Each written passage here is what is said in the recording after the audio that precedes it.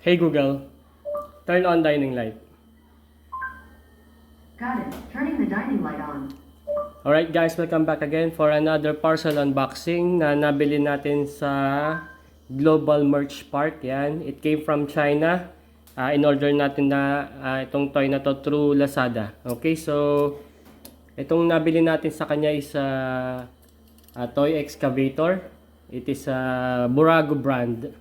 But upon receiving this item, medyo magaan yung parcel na ang ano nito, ang description is 1:50 scale na Burago brand.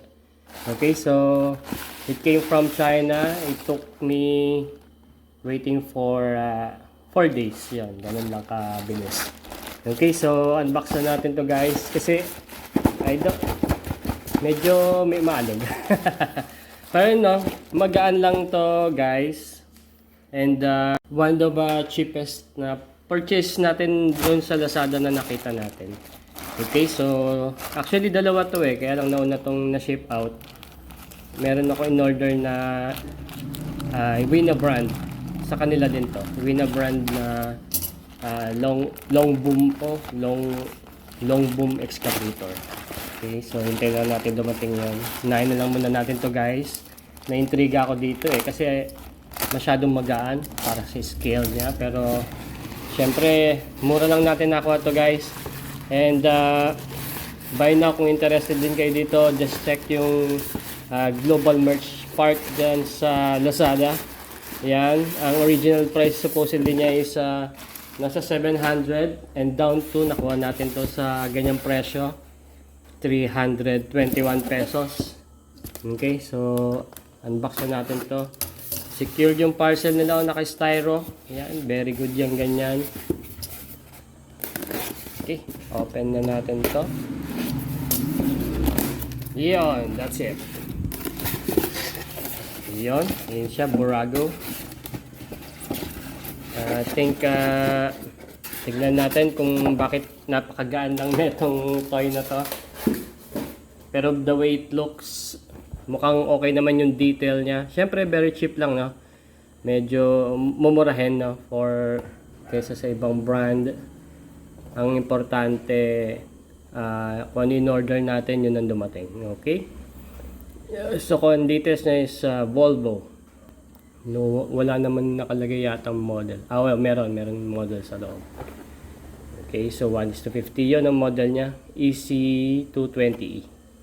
Okay, sa crawler excavator. By the way, meron din silang articulated truck. Ang kinuha ko ito. Okay, so open na natin to. Let's check the details. Yan.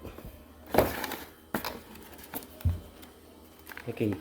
Tanggalin ko lang to guys para makita natin ng lubos yung product na to. Parang tigas. Okay. One down. Yan. Meron siyang zip tie.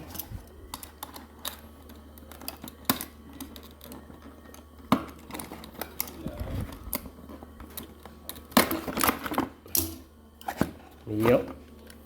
Tulad ng hinala natin kasi medyo mumurahin plastic yung ano niya. This is a mixed metal plastic. Yan yung material na ginamit sa toy. Tanggal kagad out of the box, pero tanggal lang naman siya guys. Yan. Okay, so out of the box, ito yung itsura niya. Plastic yung bucket all the way there, including yung mga cylinders, plastic. There are 4 cylinders. Plastic din tong dito sa base niya na to. Die-cast metal naman tong cabin niya. All the way there, the body, upper body. Ito plastic, gumagalaw yan. Nakatusok lang yan. Yan, metal naman to guys. Very thin zinc alloy material. Yan, may details din naman sa loob. May yung cabin niya, may joystick. na details. May seat. Okay. May model number siya dito. EC22. Ano may nakalagay sa box niya? EC22 0E. Yan. Okay. Volvo. Nakapag-secure sila kaya ng license. Is this legit? Licensed by Volvo na plastic models, mixed die-cast plastic models. Ang ganda rin naman ng rubber na texture nito. Ayan, pang good parts para sa mamahalin yung excavator na nawalan na ng ganito, trackpad. Okay, sa bottom meron naman markings ng Burago, Volvo EC22 0E excavator. Yan, plastic yung base. Yung pinakailalim niya is plastic din. Ayan. May nabubuksan bang parts? I think wala. Wala. Yan, ganyan lang yung quality niya. Very cheap lang naman to, guys. Pero if you look into original price niya, ang original price niya is 700, almost 700 pesos. Nakuha lang natin ng 50% off. Yan. Ang neto, toy na to, tingin ko good parts siya para sa mga magagandang klase yung die-cast model. Kasi natatanggal tong likod niya, oh. Pwede siyang parts, pwedeng dito.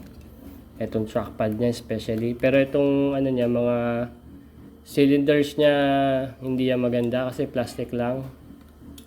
Madaling mapuputol yan, guys.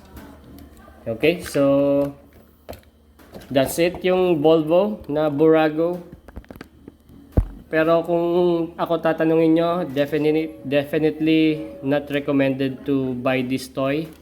Mag-source na lang kayo sa ibang brand like yung mga ang tawag dito, yung mga unlicensed like Wina, yan, cheap din yan.